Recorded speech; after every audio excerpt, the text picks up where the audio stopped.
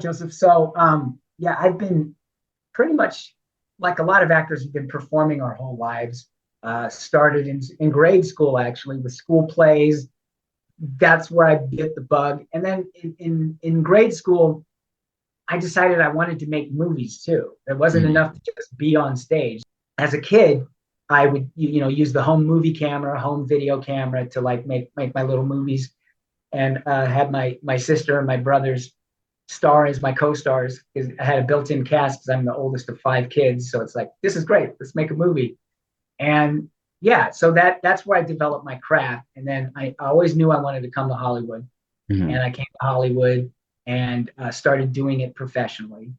And when you're an actor, the great thing is that you naturally have these hosting skills, so the ability to like host events. I'm also an instructor. I've taught karate, I've taught different subjects, taught acting. So you have to be able to uh, keep a crowd interested. So you learn all these tricks about self-deprecating humor, or like a little bit of being funny, or like playing off of what people give you and improving to be able to hold attention. Mhm. Now, prior to you moving, what was the life in Hawaii? Okay, so Hawaii, to me, I say Hawaii is what really developed who I am. Mhm. Navy brat. My dad was in the Navy. And so we also lived in San Diego and Huntington Beach up until like my 12th birthday. We moved to Hawaii, where my dad was stationed there for 10 years. So he managed to hold the same position for 10 years. We lived on base, Ford Island, which is in the middle of Pearl Harbor. There's an island, and it's where the 1941 attack happened. So the Arizona Memorial, I would have to take a boat back and forth to go to school. They have a bridge now, but when I was a kid, no, they didn't have that yet. So that was on base, and a lot of my friends on base, they went to the schools that all the other military kids went to, but my parents wanted to send me to Catholic school, so I went to local schools where I was one of the few like white kids, or as they call them in Hawaii, haole. I was one of the very few handful of haole kids. Everybody else was Hawaiian, Filipino, Chinese, Japanese. Everybody's mixed, so there was a melting pot of different cultures, and Hawaii is a very diverse melting pot. Like Hawaii culture is its own thing, but Mhm. it contains everything from Portuguese to Japanese, Chinese. It's so Filipino, between the food and the culture and everything. So it really shaped who I am. So when I came back to California, I kind of bring, not just the aloha spirit, but just the way we think, island style. Now, do you think they're similar in some aspects, or do you think they're completely different places from LA compared to Hawaii, living, working, and everything in between? So there's lots of people from all over the world. Like, I mean, you have people from not just like, Asian countries, but a lot of European countries, a lot of people from Russia that have come here. And so everybody, it's not just Spanish, like Spanish is like the second language. So I learned Spanish in high school because I knew I was coming to California. So I'm like, necesito hablo en español because, that's the language. And Mhm. a lot of friends growing up before I moved to Hawaii were Latino. And so they were bilingual because their parents were immigrants. And so when I would go visit them and they would be speaking to their parents in fluent Spanish, I thought that was a superpower. I was like, I wish I could do that. So I've always loved different cultures, multiculturalism, language, and everything like that. And it's, you really get a sense of like culture from just Mhm. the language too. And so LA, it's not that different from Hawaii. And I've noticed there's a lot of Hawaii influence. Like there's a lot of restaurants that are like Hawaii type cuisine. And I'm like, and they got some pretty good shave ice places out here in LA too. So it's like, hey, okay, kind of authentic. Now, what was your college experience like?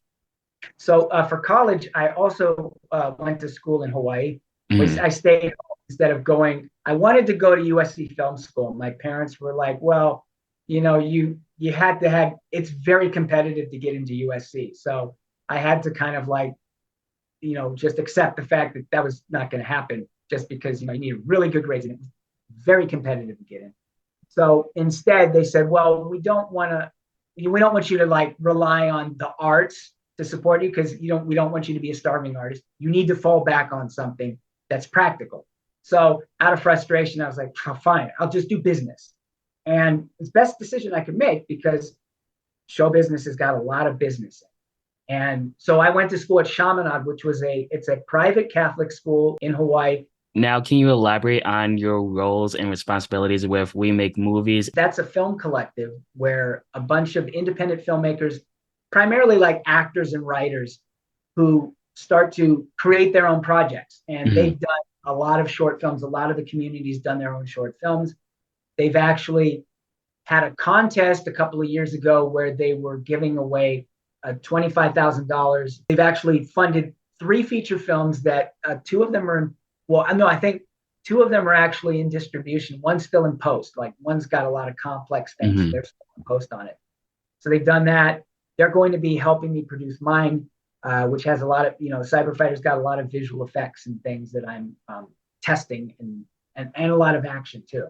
The trials and tribulations of actually, studying martial arts. Like, I don't know if you've trained at all or anything like that, but when you first start, it's exciting. And then you go through a period where it's really hard and then it gets really boring. But you got to stick with it. And then eventually you get your black belt. You're thinking like when you first start, oh, when I get my black belt, I'm going to be master. And then you get your black belt. And I'm like, wait, I don't feel like I'm ready for this. And it's like, no, no, black belt's just the beginning. I always find that I'm always excited to learn something new. And so I love training with one of my castmates. He was in Karate Kid Part 3. He played Dennis. He was one of the bad Cobra Kais. He got to, knock Daniel LaRusso around a little bit. But he said like Ralph Macchio was really, really nice and stuff. And he got that gig, ironically, because he knew Sensei Fumio Demura, who recently passed away, who was Pat Morita's stunt double. So the martial arts community is, and especially in California, is very tight. Like we all know each other. We've all met each other. No, those movies were amazing. And then to have it become a Netflix series was very thought out, to say the least. Yeah, it was exciting, because Cobra Kai started off on YouTube because YouTube was getting into producing its own content, and then they decided we're not going to do it anymore, and so they canceled it, and I was bummed. And then Netflix picked it up, and I'm like, oh, this is great. Of course, right now we have writers, actors strikes going on now, so that's been delayed.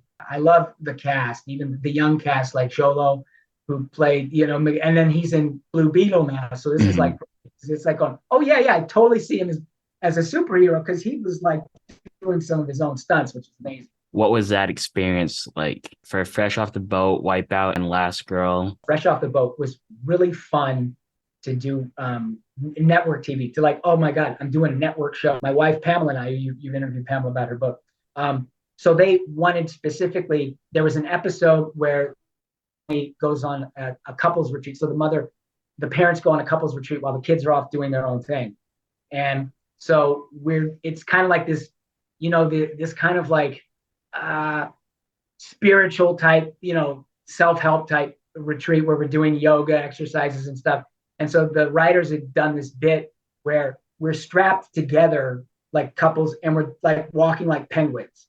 So we actually auditioned that on at 20th Century Fox. My wife and I had to go to 20th Century Fox, get on the lot, audition for the assistant directors. And I think the writers were there too, because with TV, the writers are like also the producers. And so a lot of times they're always there on the set because if something's not working, they need to be able to rewrite it and recoach it and have the director, okay, we're going to do it this way now, or we're going to do it that way. So when we were filming it, we filmed it down in Marina Del Rey and outside of a restaurant. It was really early in the morning and it was really cold. I remember that, but we were dressed up as though it was summer. So we're like really cold. And they strap us in and, it's funny. It's like when you're looking on TV, there's, wide open spaces, but what you don't see is behind you. Everybody's all crunched up. There's monitors and there's lights and all this stuff behind you. Like if you turn too much, you're going to knock somebody or knock something over. That's how close everything is. And we're doing our bit, and we would hear the writers laugh when we would do it. They'd be like, "This is a good sign. If they're laughing, that means they like us. So if they're not laughing, it's not good." So that was fun just to see doing that episode and seeing how. And on television, they work very quickly because they need to be able to crank out an episode in 5 days or less. So there's no time for retake. I mean, they'll give the lead cast has more, if they don't get it right, they'll get, but us who come in for like one bit, but it's like, no, do your thing. They want you to be able to nail it so you can help them make their day. And So for me, being a filmmaker, I understood that, when I started acting. So it was a chance for me to kind of like, okay, yeah, yeah, let's keep moving. When they were telling me about this show that they wanted me to be on, because as you know from Pamela, we've been on many game shows. The game show, I got into game shows because of Pamela. Because before I tried auditioning and I never got cast, but for some reason she had that TVQ, and then having me, I kind of her wisdom rubbed off on me. So there was this new show, and they're saying, yeah, it's a new show called Wipeout. It's got all this physical stuff. They wouldn't tell me specifically what it was, so I was trying to do research. And they said, oh yeah, it's like America's Funniest Home Videos meets like acrobat, like American Ninja Warrior. I'm like, oh, okay. I was on the first episode, not the pilot, but the first episode that aired. And at the time, I was doing a play, so I was a little out of shape, and I was like a martial arts instructor because they don't want you to tell that, oh, I'm an actor. They had me doing all this stuff, and I'm kind of like out of breath, and so they make fun of you, and that's just what it is and stuff. And then I ended up, personality wise, they liked me, so they had me come back for a best of season one, and then they had me season two. They did an all-star episode where it's like, oh, they want all of their favorite characters. And then for season two, instead of the martial arts angle, they also wanted me to do my voice impression. And for some reason, they liked, let's do Yoda. You're the Jedi. So, so I do Yoda voice. And that was, and they had me doing that the whole episode. And they're like, okay. And then it became, oh, you're the geek. So it's like, okay, that's reality TV. And then finally, Last Girl was an amazing experience. That was an independent sci-fi foo movie. The director, we saw the breakdown. I submitted for one of the action roles. They brought me in for this one character that originally scripted did not have a fight scene, but the character was this mutant, and he was kind of like this, and I'm like, I wonder. And I was talking to the director in the audition. I said, I've done martial arts a long time. I don't know if this would mean anything to you, but I see this character. Maybe he knows monkey kung fu. And the director was like, oh, very interesting. I was talking about that with my choreographer, and he came up with the same opinion. It was helpful because the director had a Shaw Brothers T-shirt, like if you're familiar with the Hong Kong Shaw Brothers. So they had to cut my second fight, which did not bother me because a lot of it was rolling around, and it was very rocky. So rolling around on the rocks, it's like, yeah, no, that's okay. I'm good. Now, before we leave off here, is there anything else that you want to let people know about? Yeah, so I'd love to be able to tell the audience that the crowdfunding campaign, we're in the middle of it, but even afterwards with the campaign, the great thing about Indiegogo is once you've completed it, you're still able to raise funds through this program called In Demand. So no matter when you're watching this episode, you should be able to click on the link and you should be able to visit our campaigns. It's on Indiegogo. The name of it's Cyberfighter. And yeah, so that's our goal is 20,000 in order to shoot. Thank you again for allowing me to interview. Thank you, Joseph. This was a lot of fun.